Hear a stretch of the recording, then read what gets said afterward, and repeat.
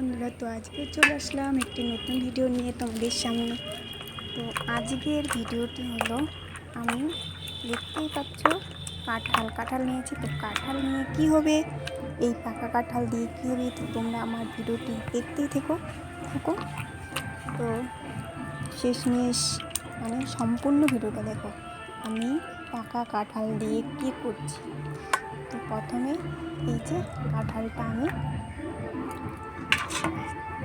রসটা বের করে নিচ্ছি। এই যে রসটা বের করে নিয়েছি। তো রসটা বের করে নিয়ে সেখানে দিয়েছি আটা, সুজি আর একটা কলা আর কাঁঠালের রসটা।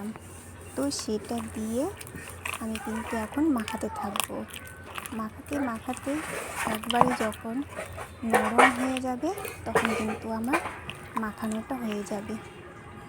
তো দেখতেই পাচ্ছ, এক হাতে মাখাচ্ছি আর এক হাতে তোমরা তো সেরকমভাবে ভিডিওটা ভালোভাবে করতে পারেনি, কেন আমি ভালো হয় না ভিডিওগুলো, সবাই তো বুঝতেই পারো আর জানো একা ভালো হয় না। তো তবুও আমি চেষ্টা করলাম একা করার। তো যাই হোক, আমার মাখানো প্রায় হয়ে গেছে। তো তোমাদের সেটাই দেখাচ্ছি, এই যে কি সুন্দর নরম হয়েছে। তো আমার মাখানো হয়ে গেছে। তারপর আমি বসিয়ে দিয়েছি কড়াই। এটা কিন্তু অনেক দিনের কড়াই, এটা ফুচকা একটা কড়াই, ছোট্ট কড়াই, কিন্তু পিঠা ভাজতে গেলে খুবই সুন্দর সুবিধা পাওয়া যায় বা ভাল লাগে, অল্প তেলে হয়ে যায় ছোটো কড়াইয়ের মধ্যে। তো যাই হোক, আমি কিন্তু এইটুক তেল দিয়ে আমি সব বড়া ভেজে নেব। তবুও কিন্তু অনেকগুলো তেল বেঁচে গেছে, সেই ভিডিওটা দেখাইনি। তো তোমরা দেখতেই থাকো ভিডিওটি আমার। তো তেলটা হালকা গরম হয়েছে, সেরকম গরম হয়নি। তো আমি কিন্তু সব এখন দিয়ে দিচ্ছি আর ভেজে নেব।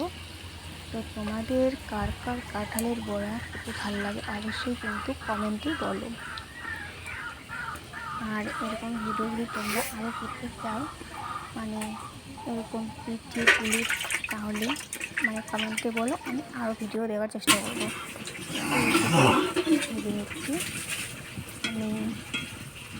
আর আমার একটু তেলটা ছিল কম, আর দিয়ে বেশি দিয়ে ফেলেছি, তার জন্য সুবিধা পাচ্ছিলাম না। তো যাই হোক, এরকম করে আমি ভেজে নিচ্ছি। আর আমার আঁকাটা এমন জ্বলছিল আর কি বলবো, শেষমেশ আমাকে কড়াইটা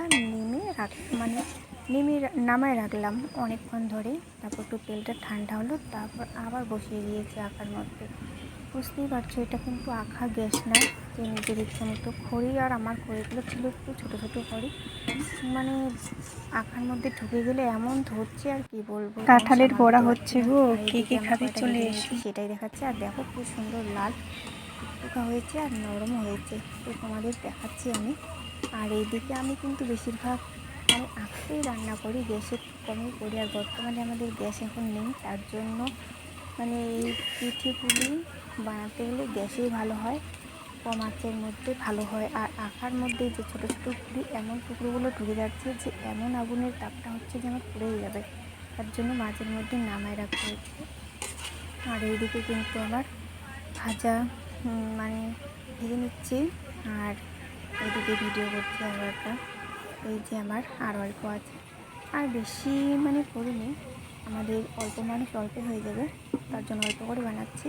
আর আমি কিন্তু কাঁঠালের বড়াটা প্রথম বানালাম, আমার কিন্তু কাঁঠালের বড়াটা অতটা ভালো লাগে না, তার জন্য কিন্তু এবার যে কী শখ হয়েছে কাঁঠালের বড়াটা খেতে, তোমাদের দেখাচ্ছি কি সুন্দর হয়েছে। দেখো নরম তুলতুল, খেতেও কিন্তু টেস্টি হয়েছিল।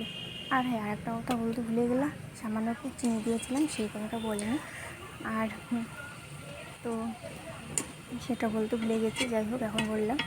তো অল্প একটু সামান্য চিনি দিও, বেশি দেওয়া লাগবে না, যেহেতু কাঁঠালটা মিষ্টি জিনিস, অল্প দিলে হয়ে যাবে, আমি সামান্যই দিয়েছিলাম। আর এদিকে দেখো আমি লাল টুকটুকা কি সুন্দর করে কড়া ভাজা ভেজে নিচ্ছি, তাহলে খেতে মুচমুচে হবে, টেস্টি লাগবে খেতে, মুচমুচ করবে একবারে খেতে। আর খুবই সুন্দর খেতে হয়েছিল। আর এদিকে দেখো আমি লাল হয়ে গেছে, কি সুন্দর দেখাচ্ছে, এদিকে ভেজে নিচ্ছি। আর এই সব বড়া ভাজতে গেলে আঁকাটা একটু ধীরে জ্বললে ভালো হয়, তাহলে ধীরে ধীরে ভাজা যাবে, তাহলে সুন্দর লাগে দেখতে। গ্যাসে হলে খুব সুবিধা হয়, তো যাই হোক, আমি আঁকাতেই রান্না করছি, দেখাচ্ছি তোমাদের, দেখো। তো এই যে আমার ভাজা হয়ে গেছে, উঠিয়ে নিচ্ছি। দেখতে পাচ্ছ কি সুন্দর হয়েছে। তো আমার শেষমেশ ভাজা কমপ্লিট। তো সবাইকে টাটা বাই। আর আমার এরকম যদি ভিডিও আরও দেখতে চাও তাহলে কমেন্টে বলো। আর দেখা হচ্ছে পরে ভিডিওতে। সবাইকে টাটা বাই।